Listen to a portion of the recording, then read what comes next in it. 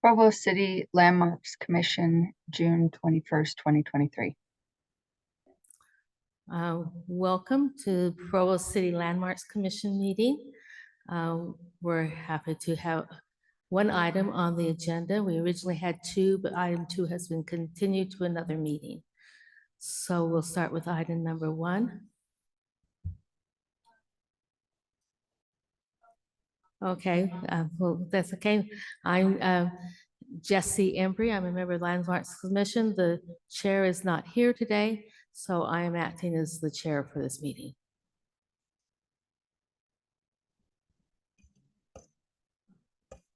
I'm Eric Carter. I'm an architect and also a member of the Landmarks Commission. Scott Bingham, also an architect and member of Landmarks Commission. I have no conflicts. No conflicts. I have no for me either. conflicts.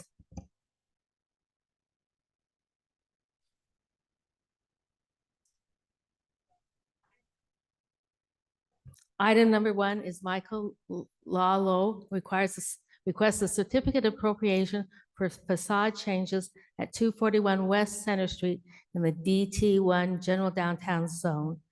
And do the applicant have a presentation for us? Or do we start with staff? Yeah, we'll start with staff and I'll do a presentation, then you can turn the time over to the applicant as well. Okay. Okay, thank you. All right, thank you very much. Okay, so the property the applicant is requesting a certificate of appropriateness for a facade change is highlighted here in red. So that fronts on Center Street here in Provo. The applicant property here, as you can see, I'll go through some slides that show what it's looked like over some of the years. So this is 2022, and here it was back in 2007. The major change to note would be the garage door in 2007. You can see it has glass in the garage door. The 2022, that garage door is changed. Here's an older image from 77. And here's what the property looked like when it was originally built back in 1919. It was the Anderson garage, so that was why there's the garage door on there. And that fenestration of the building has remained, although the door has changed over the years. And then here's a more recent picture showing the materials of the current facade. It's a glazed terracotta tile and a metal storefront. And the applicant has worked with staff. We've gone over kind of what the current facade is and how the being in a historic district, that there's going to be significance or contribution for structures in the historic district. They wanted to propose a change to the current facade, and so meeting with staff, we provided an image of what the original 1919 facade looked like, and so their plan was to with their architect to go and see if they could recreate that, and that's what they're proposing for the certificate of appropriateness, to make that change to what you see here. So up in the top corner is that historic image. So it's what they're proposing is showing some of those components, but some other changes and modifications to that, which would be the central doors, whereas there was just a single door on the original facade other than the garage door. There's some other details that you can see closer here that they're proposing as part of their certificate of appropriateness. And so as staff has kind of gone through this in more detail, looking into the what the code has, what we do in these situations. Our code has what's referred to as the standards of rehabilitation in our landmarks preservation chapter of our city code. So in the findings of fact section in the staff report, I've kind of included those relevant ones to what we're looking at today on this project.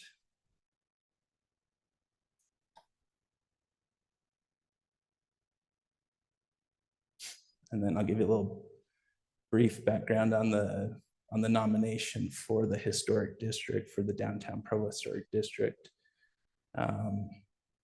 This property was listed as a contributing structure. So I highlighted that here. I kind of gave a few examples of what those were. So it talks about this one at 241 West Center Street with that glazed tile art, modern front that they said dates back to probably in the 1930s. And then this is site 64, which is the property, and it gives a little description of what that looked like when this was done up. And history and background on what it was when it was originally built as the automotive garage. And it listed there as the contributing structure. And then just some background on the district. The central business district conveys an image of the city. And so when we talk about like a period of significance, it's talking about how there's businesses and business building booms that happened in different times, and how the historic district kind of paints a picture of what those look like over the years. And so, you know, this is a good example of how it was built in the early part of the century, and then later on had some modifications made to it, maybe as more money came, or there was a desire to do something a little bit different. But each of those changes come with some of those acquire a historic significance in their own right. And that's kind of what we're looking at on this property, where back in the standards of the rehabilitation number 4 in the findings of fact on page 2 of the staff report, it says most properties change over time. Those changes have acquired historic significance in their own right and shall be retained and preserved. And so the staff was going through these different ones. It's important to be able to look at those and see how they contribute to the district as a whole. And so going back through some of this information helped kind of bring that to light. And so that's staff's recommendation would be to not change the facade from what it currently is, to go back to look more like the original. And so I'd be happy to answer any questions that you might have.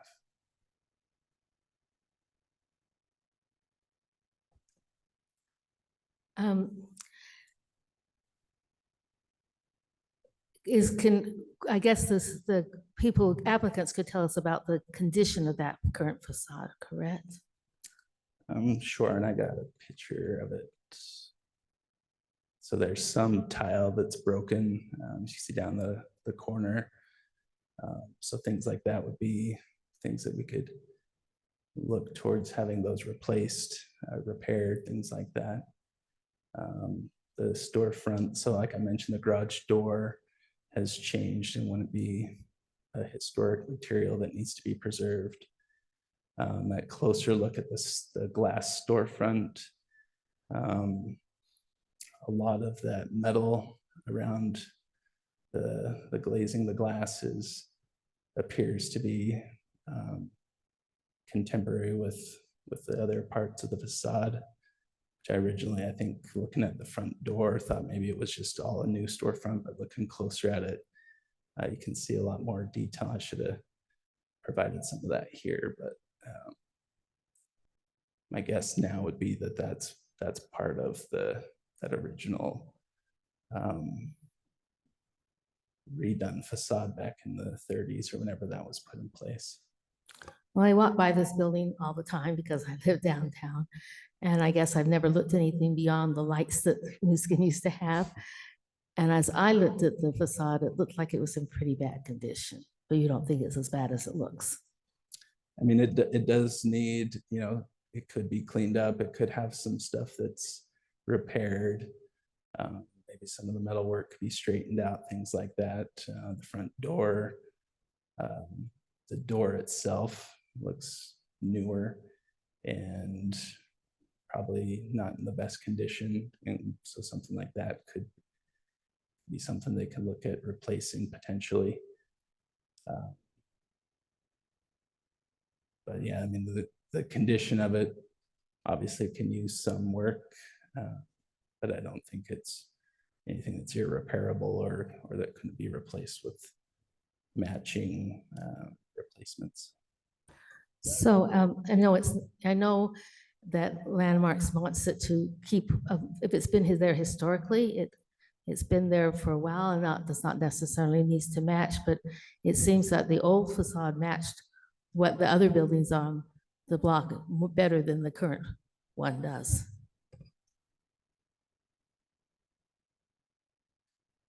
Potentially, if that is that a question or? It's both a question and a comment, because as I looked at these pictures, the focus was on the Sun building. As I went further down the block, I saw that kind of shape that was originally on several other buildings and as well as one across the street. So yeah, so I think that's kind of what they talk about in the nomination form. They talk about how there's different properties that have changed over the years, but in their own right can take on that significance. And so while yeah, it doesn't look like the original, not all the buildings down there in our historic district or even on our landmarks register are the originally built structures. Like the Carnegie Library was a beautiful building that changed, and you know, there's plenty of examples of that throughout time as people get more money and they want to grow it out and do that. And so I think when the historic district was created, that's what they looked at, and they looked at those different eras of time and what the historic district as a whole and how that contributed, how there was kind of an eclectic different type of architecture from building to building. In some places there's some that kind of fit together, some that took on a whole different approach. And so that's what we see a lot in the Provo Historic District.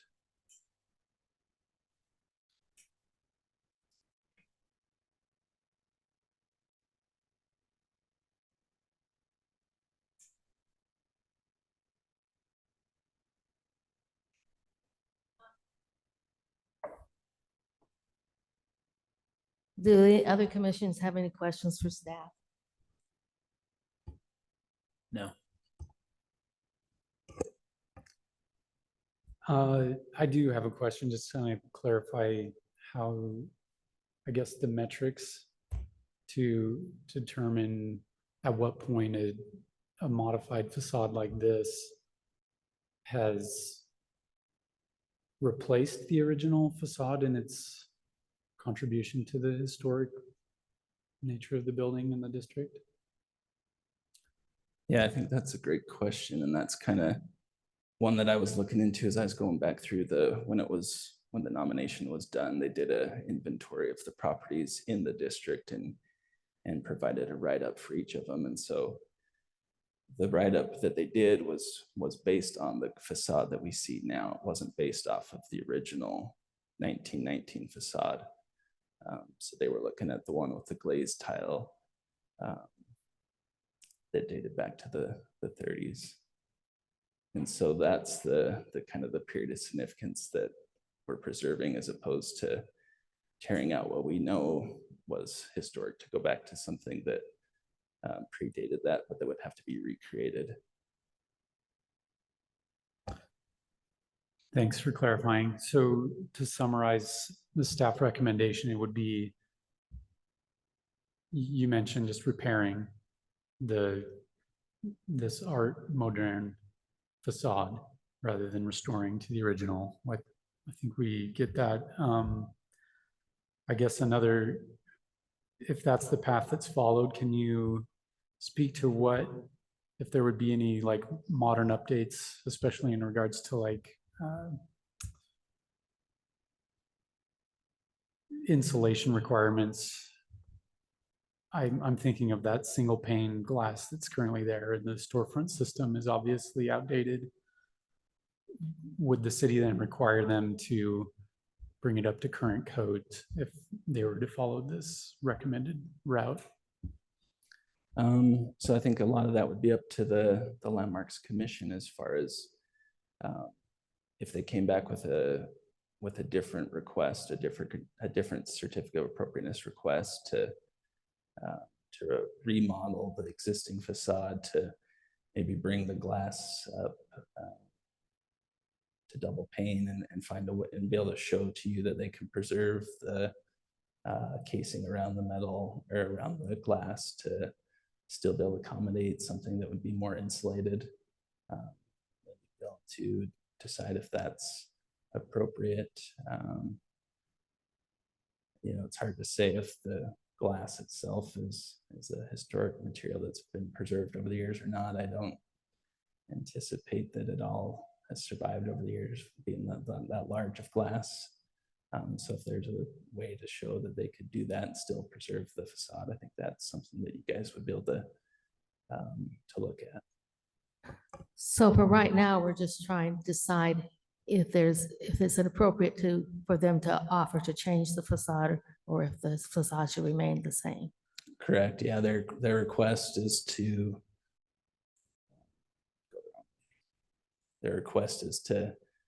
do this, and so that's what you need to determine if that's appropriate or not. If it's determined that it's not, I would imagine they'd still want to do some updates and some repairs and things like that, so they could come back with those proposals that preserve the existing facade, but show how they would make repairs to it and get a certificate of appropriateness for that work and not this work here. So should we open up for discussion now, or can we ask for some comments from the applicant? Yeah, so you'll invite the applicant up and let them have a discussion, and then after that, open it for a public hearing. Okay, we would like to now have the applicant's presentation, please.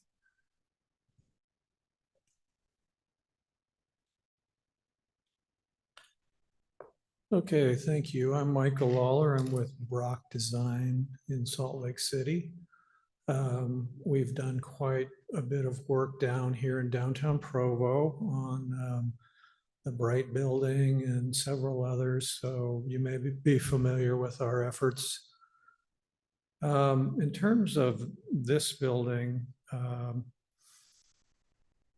just wrote down that conceptually, we're looking at the difference between preserving what's in place and the possibility of restoring what was lost.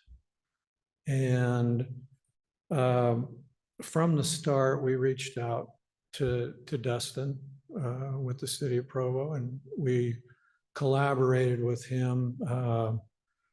He showed us the 1922 picture, and we all, the owners and architects and everybody, honestly became enamored with that original Anderson Automotive storefront. And honestly, the whole building from front to back, top to bottom, it just reaches back to that 1922 industrial age,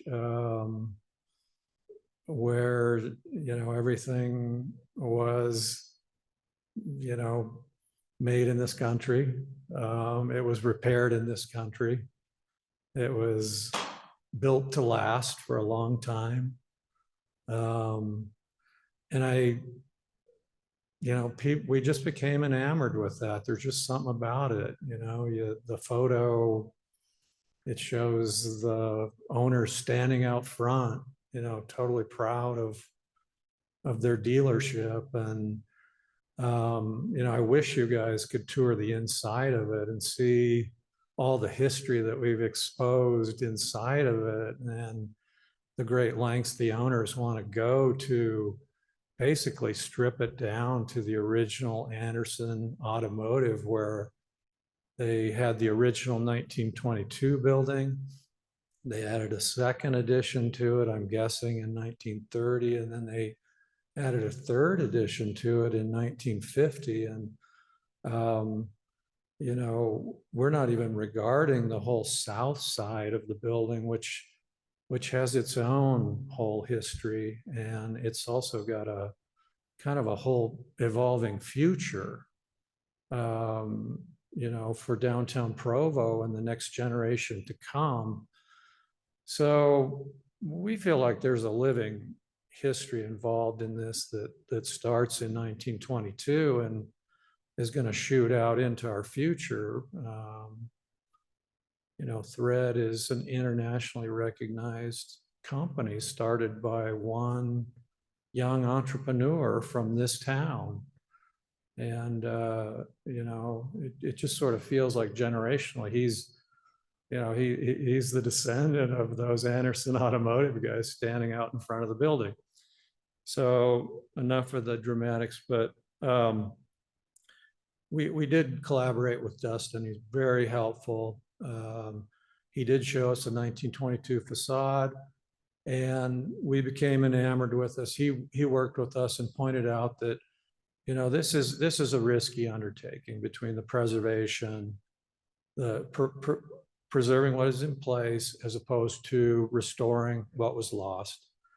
And the key elements that we really focused on were, and I'm going to use the pointer.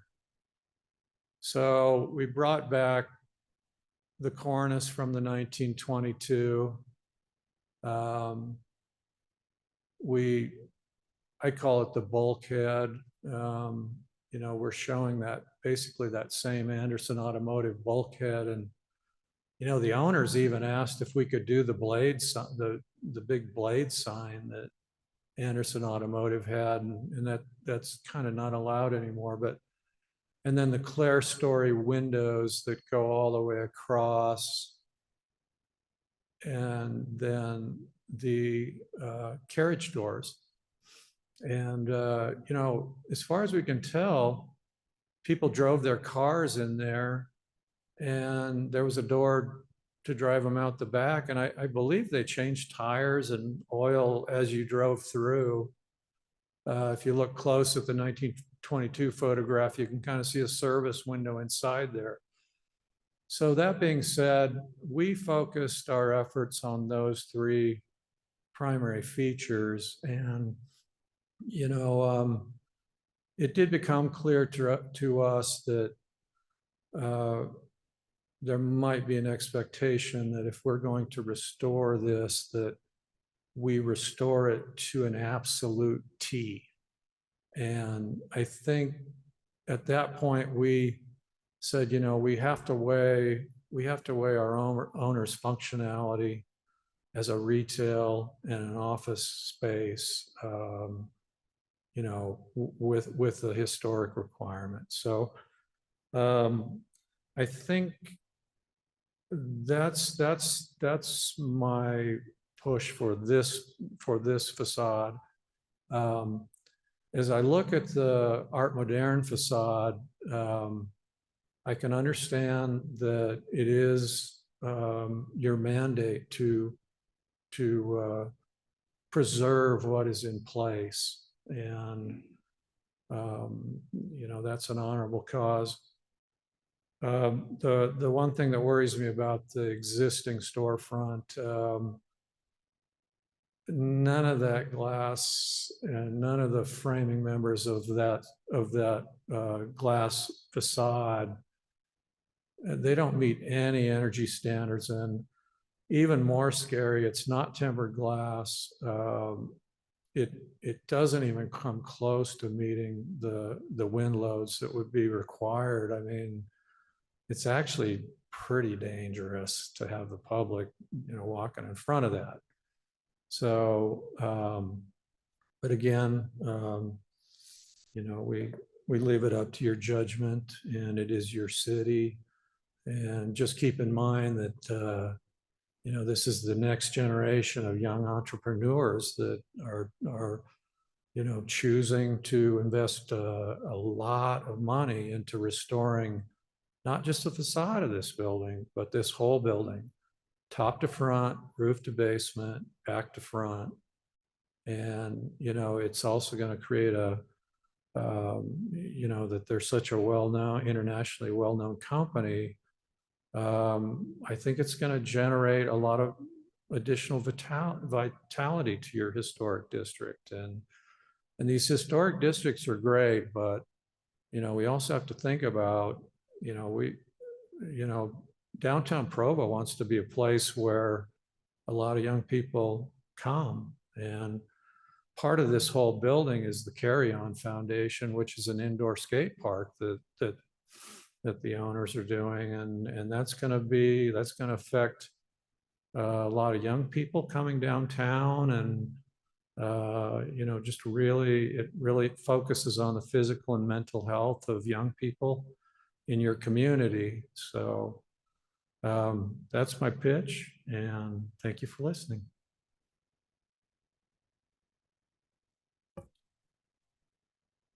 Now we ask for comments from the public, right? Are there other people here that would like to make a comment? Please state your name and position. I'm going to make a public comment. I'm Keith Moore. I'm the Economic Development Director. I think you kind of have to understand a little bit of the history of this company. Thread has been in Provo for years and has kind of built their brand here and built their vision for what they want as a company. And Bauer had come to me, I don't know, maybe a year or so ago and expressed concern about reaching capacity at their building and not knowing what they were going to do because they desperately wanted to stay in Provo. And New Skin, who was a previous owner of this building, had been talking to us about trying to find a way to find a tenant for this building because they had been trying to sell it and had been unsuccessful. And so they were walking us through the building, and it just kind of dawned on me that this was a perfect fit for Thread.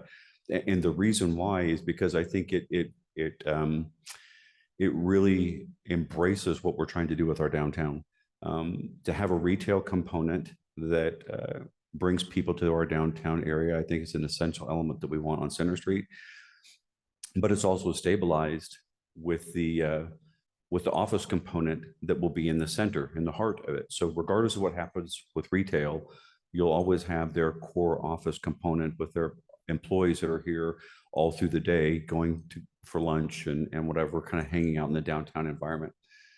And then what the Bauers have done with their Carry On Foundation, their nonprofit, and to bring youth into the downtown area, just adds that vibrancy, the kind of vibrancy that we all remember from when we were having the rooftop concerts and things of that sort. So to me, this is kind of the perfect example of what we want for economic revitalization in our downtown area. And I guess I would ask you to be considerate of the fact that here we have a company that is dedicated to Provo, that's reinvesting in our community and trying to revitalize a piece of property that's laid vacant for more than a decade. And I think that's significant. And I don't think they're throwing out the historical element. They're wanting to embrace it. They're just picking a point in time that's different. And from my perspective, my opinion, that's a subjective determination on what we think is more important, right? And the fact that they're willing to pay homage to a point in time that's farther back, I think shows the character and the quality of who they are. And I'd ask you to be considerate of that. Other comments? Commission, I just wanted to say, first off, thanks for taking time out of your busy days, months, years to sit here and help the city become better. As we talked in the other room, just a little background of who I am is I'm Ryan King. I'm the CFO of Thread Wallets, and I'm a lifelong Provo resident. It even goes back farther than that. My grandparents moved here when they went to BYU in the early 50s and never left. My dad grew up here, has been, and also never left. So we say that third generation have Provo, and I maybe should know that, but have been here my entire life. A little history of Thread too is we started as a company officially in my parents' garage in the River Bottoms in North Provo. Our first office outside of that garage, and then moved to a small house around the corner where it was the second bedroom was the Thread office, was a strip mall right by Maggleby's Fresh in North Provo. We then moved to the Bright building, which Brock Architecture, Brock Design did. We outgrew that and then moved into a building on 5th South, a block away, close to the startup building. We have now outgrown that. Oh, I didn't know how to timer, sorry. But we see this as the next step for Thread to put down long-term roots in Provo. With that being said too, you're looking at a group of owners who are not property developers or a real estate firm, but entrepreneurs and people who live here. Colby, our founder, lives in Provo. I live in Provo. A lot of the team lives in Provo. And we're truly just wanting to pay homage to what this building once was. When we saw that early picture, is like Mike said, we were enamored by it, and we said, let's try to take this building back to its historical use and or historical architecture. To answer your questions, though, if I can have a little more time, is just how is the front? Is this winter was really harsh, as we know. Last time I checked a few weeks ago, the front door won't even open because I think it's shifted with the metal. I mean, I don't know architecturally what can be done there, but I would not say the facade is in great shape currently, especially the glass area where, you know, that needs to be replaced, and it's chipping terracotta and stuff. And I just think if we could move it back to what it was in the early 1920s, I hope you guys would consider that. Thank you. Can I ask a question of you, please? Yes. Well, as formal as we could be, because I'm usually the chair. Do you know what's under that current facade? Yes, the general contractor looked this week in prep for this meeting, and the original brick is under the facade. And I mean, they're our general contractor, but he said it would be pretty simple to pull that off and bring it back to what was originally under there. So the brick is still there. Thank you. Are there any other comments? I'll just make another comment on what you currently see. I'd be open to even taking it back to the original brick without painting over it. I think that would be even a aesthetically beautiful addition. Can't tell by my shirt, but I come from a long line of blue collar family members, and that's what's really interesting to me. And we could have found a warehouse, you know, a new warehouse, and put our headquarters in that, but this screamed at me. This was something that I really wanted, and something that, you know, my grandpa and my dad can come and be proud of and see this. And I know that's dramatic as well, but I think having it, you know, for me, seeing the long line of people who built this country, that's kind of what I think of when I think of Provo downtown. I think of that beautiful history. And the terracotta just doesn't scream that to me. And so I think that's why we picked this era. My name's Colby Bauer.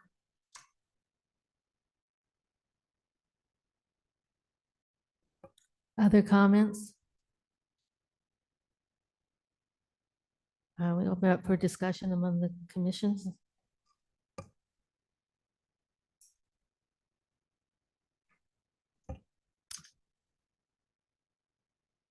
So I can see the value in going either direction, taking this all the way back to its original state as the design proposal shows, or repairing and fixing up the current facade.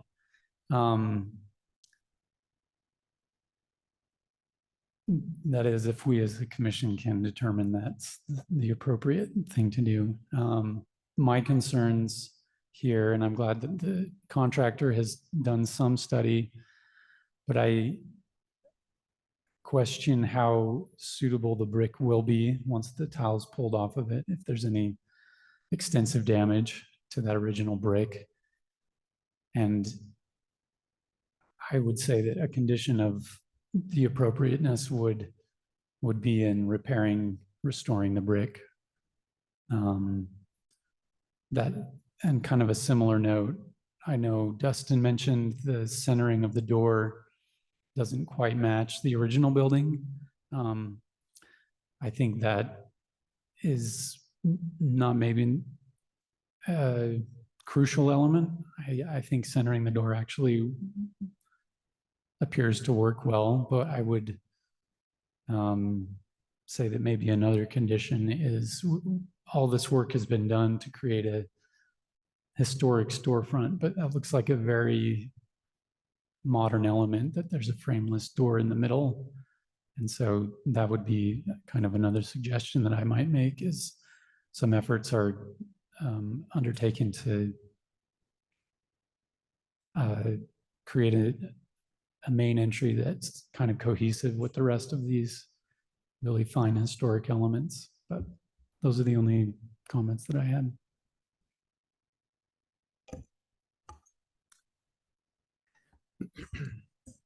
Okay, I can find merit in both designs, right? In the one that's proposed and also the keeping the existing one.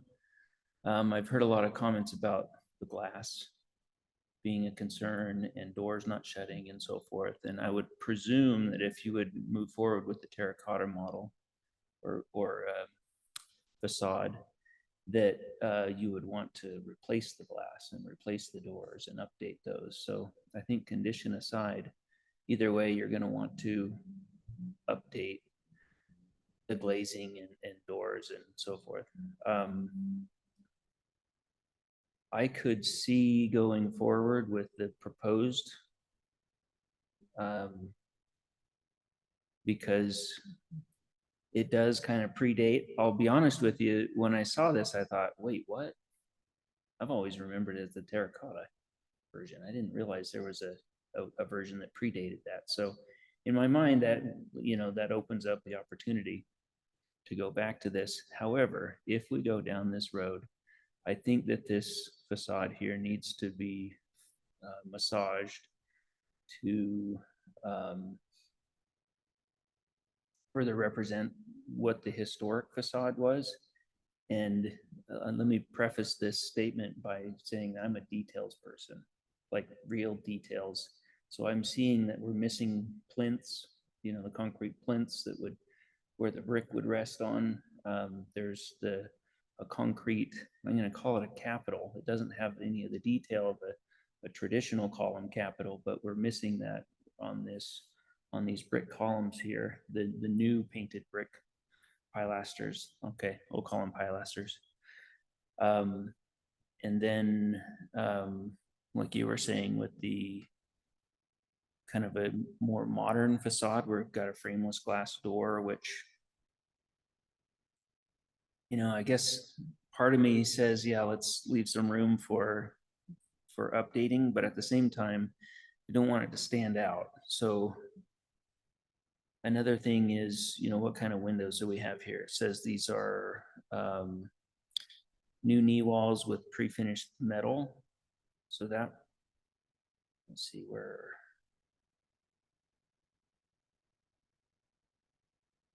Oh, it says new painted wood or pre-finished metal windows. Okay, so I think in the vision, or at least the picture that I have in my head, the painted wood would be more appropriate for the time. And then these knee walls are lacking the detail that you would normally see on a Center Street 1918, was it, when it was built? Period. Is there a way we can look back at that original sign? Or the original, oh yeah, the Anderson right there.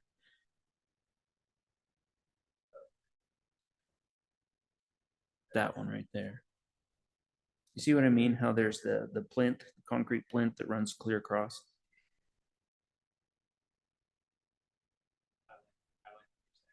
Yeah. And then on the top of those pilasters, you see that looks like a concrete cap that kind of resolves itself back. And then I can't tell, it looks like there's some wood molding that's above the window that has some that sticks out a little bit. Yeah. Just commenting over the mic is all, but we're happy to make those changes. We're all about that. It's all beautiful.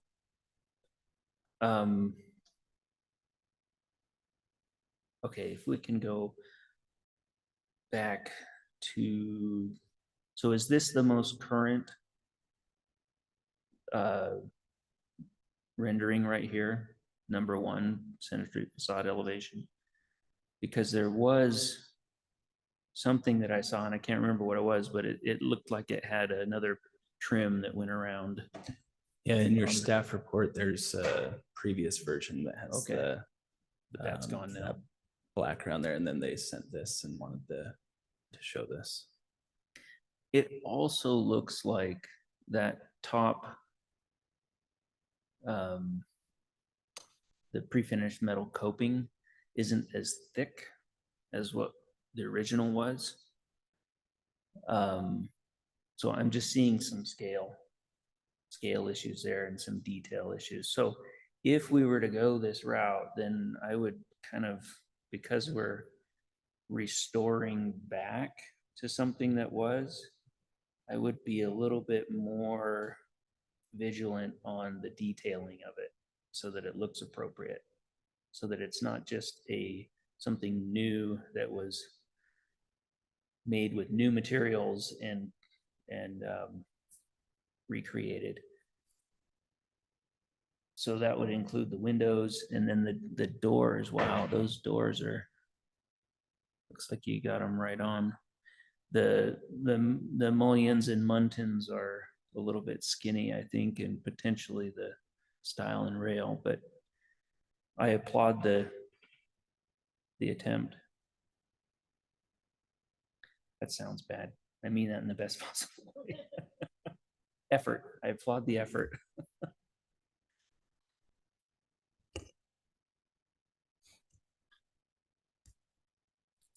Well, I'm old and I know about when the Center Street became a historic district. And I know the fascination of the people who did the project with terracotta.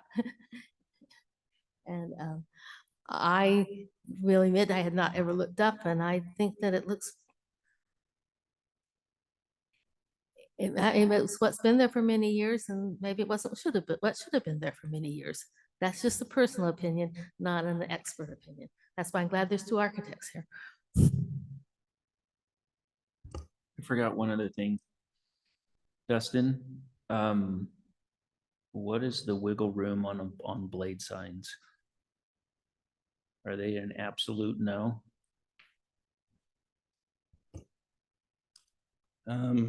So not the blade sign on top of that building wouldn't work because of it's above the roof level. But we do allow blade signs in the downtown, kind of at the pedestrian level. So that would be something, if they wanted to do blade signs, we could look into that. I was gonna say that I would really like to see blade signs on this. I second that. What are blade signs? Oh, okay. I'm just curious, next door, there's the thing that says the Rise. How long has that Rise facade been up there?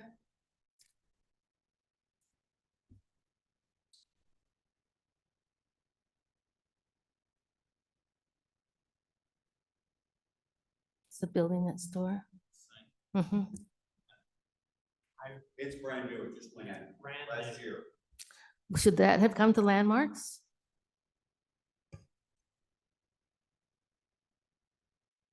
So signage in the historic district should go to landmarks. It's typically done through staff. So when we get an application for a sign in the downtown, then I would look at it as well as our sign reviewer in our department. So we will take a look at those. So I don't recall on that one, but I was just curious because I was looking closely and I'd never seen it before, so it's just more just a curiosity. I have one more comment. Sorry, I keep delivering them in spurts. Can we go back to that image that you were just on with it's the terracotta version right there. So with the removal, if you were to remove the terracotta, I'm not sure, like you were saying, I'm not sure how easy that will release and how hard that will be to clean up. So we're almost begging for it to be painted after that, right? Because I don't know how extensive the brick repair will be or even what kind of brick that is. So we might not have, there might not be the option of having just a plain brick. Again, not an architect. So, but on the inside, and we'd be happy to show you the inside anytime just to see it as a building, contributing building to downtown. But the brick on the inside where we have removed the plaster, I know it's not the terracotta, has held up quite nicely. But I mean, again, if we tear it off and it needs to be repaired or something, we're willing to spend the money, like I said. And I actually love the blade sign too. That was, Mike can attest to that was one of our first questions when we saw that picture, is we go, can we have the blade sign go above the thing, the building too? But yeah, the brick on the inside is held up quite nicely with some removal of it, and is, but again, I don't know how terracotta adheres to that differently than the plaster on the inside.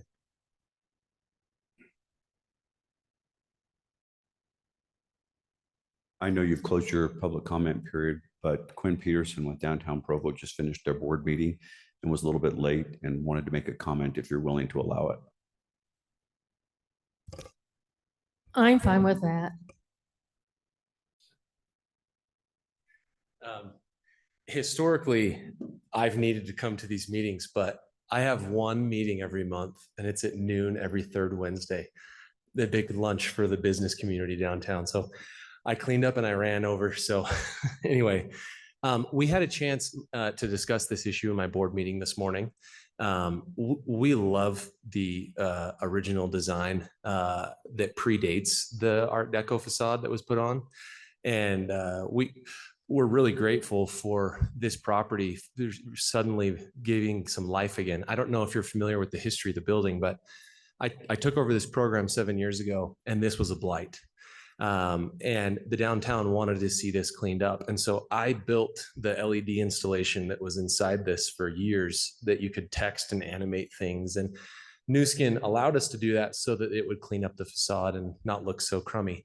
We're really pumped on the proposal that we've seen from Thread, and we fully support this decision for Thread to apply their current idea for this property, and we hope that it's supported by the Landmarks Commission. And if you're not familiar with who I am and what I do, we're the Business Alliance in Downtown Provo. We facilitate the light strings, the mural programs, the events, the activities in the downtown, the monthly art stroll, all that stuff. So if you have any questions for me, or I can sit down, just let me know. Can you state your whole name, please? Quinn Peterson. Thank you. I see that Scott jumped ship. He was on the design review committee with me. Now he's here. I'm still on the design review committee, so we have to review these things all the time. Okay, thanks.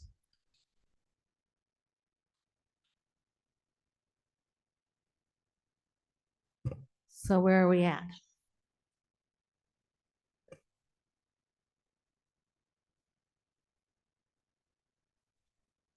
We deliberate in with the mics. So the question here is, it's either or.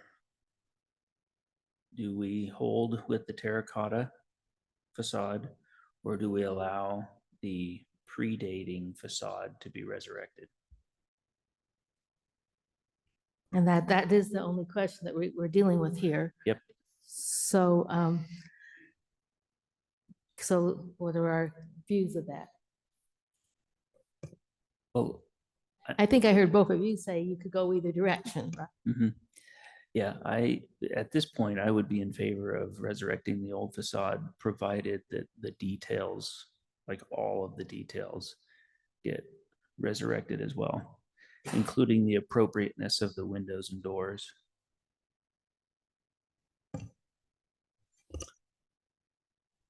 I also feel that it would be appropriate to rebuild the original facade. So I need someone to make a motion. What are your thoughts? I'm not an architect. I don't like the current facade, and that's just a personal feeling.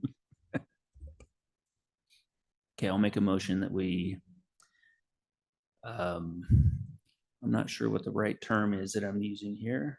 I'm looking for that we grant a certificate of appropriateness for the facade changes at 241 West Center in the DT1 downtown zone, and add stipulations that the garage mullions, muntins, stiles and rail sizes be reviewed for historic appropriateness. The windows and entry doors will also be reviewed for historic appropriateness, and coping cap. The scale of the coping cap be reviewed. That's my motion. Do we need to have some and be added that when if they pull it off, if it's paid off, they can look and see what's underneath? I guess I feel comfortable enough with the outcome, having done this enough to know what the outcome is. So that we have a motion. We need a second I will second the motion. with the addendums. Yes, with the addendums. Do we also make an inclusion for the blade sign, or leave that as another item? Is there any reason why they couldn't have that big aerial blade sign up high? Yeah, the blade Just want to sign open the can't- door. Yeah, the signage in our current code doesn't allow for signage to go above the roof line. Oh my gosh. Okay. So, and I just had a clarification on the motion, if that's okay. So you had mentioned a few things that they'd have to go back and do. Would you, as the Landmarks Commission, like to see those come back, or are you comfortable with staff working with the architect on those? I think I'm comfortable with the, staff working through that. Just, so if I bring the point up, right, then that brings it to the awareness of staff, and then the architect and staff can work through that. I'm Okay. fine with that. Yes, I agree. Okay, call for a vote. Aye. Aye. Aye. So even though we do not have a quorum, as we were told, because we do not have a quorum, if all three voted for that, this counts as our decision, correct? Okay. So it passes for requesting the certificate of appropriation has been approved by Landmarks Commission. And now we can have a motion to adjourn. The motion that we adjourn. I'll second that motion too. All in favor? Aye. Aye. Aye.